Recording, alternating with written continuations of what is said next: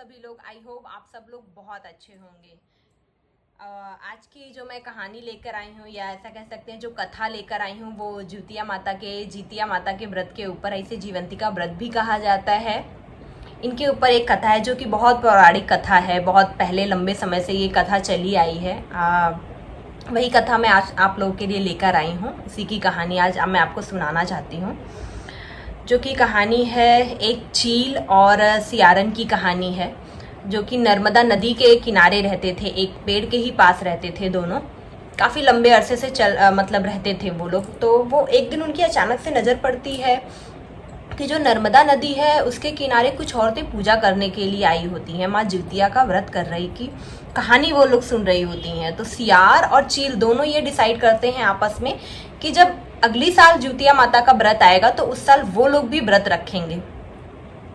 जब next year आता है, कुछ समय बीतने के बाद जब अगली साल आता है, तो चील और सियार दोनों के ऊपर उनकी नजर जाती है। वो चील को कहती है। चील भी उन्हें बड़े ध्यान से देख रहा होता है। वो औरतें कुछ कथाएं कह रही होती हैं और दिन भर उन्होंने व्रत रखा होता है, जो कि जितिया माता का व्रत रखा होता है। चील और सियारन दोनों आपस में ये तय करते हैं कि वो भी अगली साल जब जितिया माता का व्रत आएगा तब वो भी व्रत करेंगे।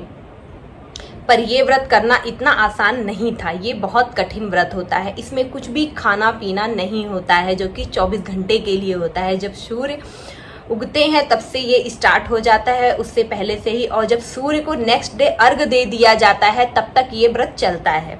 इसलिए, और इससे पहले भी नहान खान, ये बहुत सारी प्रोसेस होती है। ये है जितिया माता का व्रत।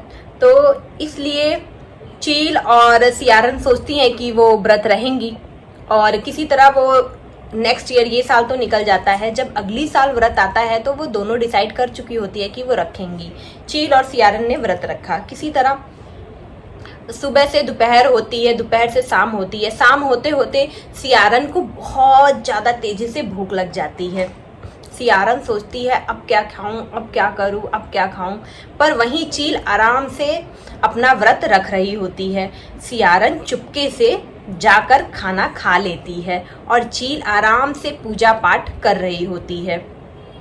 जब पूजा पाठ करती हैं, ये समय निकल जाता है, दोनों आराम से पूजा पाठ कर लेती हैं। पर सियारन ने खाना खा लिया होता है। जब अगला जन्म होता है तो सियारन और चील दोनों सगी बहनें बनती हैं। एक राजा के घर उनका जन्म होता है और दोनों सगी बहनें होती हैं।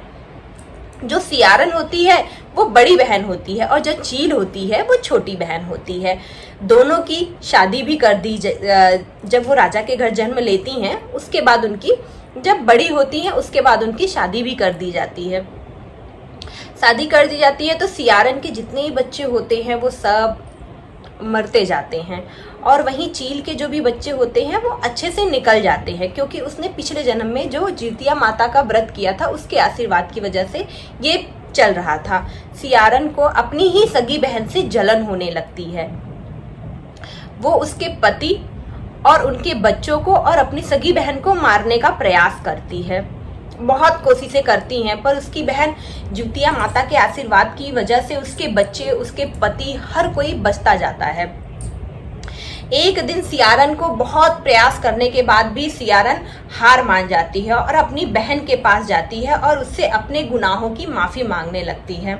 तब बहन उसे याद दिलाती है कि जितिया का जो व्रत था, चलो तुम भी करो, तुम्हारे भी पुत्र की प्राप्ति होगी तुम्हें, और सारा सांसारिक जीवन अच्छा हो जाएगा। जब अगली साल आता है तो वही जो इस टाइम सियारन, जो बड़ी बहन थी, वो व्रत रखती है, उसको भी पुत्र की प्राप्ति होती है और अच्छे से माँ जितिया उनकी भी राजकाज रखती हैं और लौटा देती हैं उनका राज्यकाज। अगर आप लोगों को मेरी ये वीडियो पसंद आती है तो मेरे चैनल को लाइक, शेयर, सब्सक्राइब करना ना भूलें। Thank you so much for watching my video. धन्यवाद। Thank you.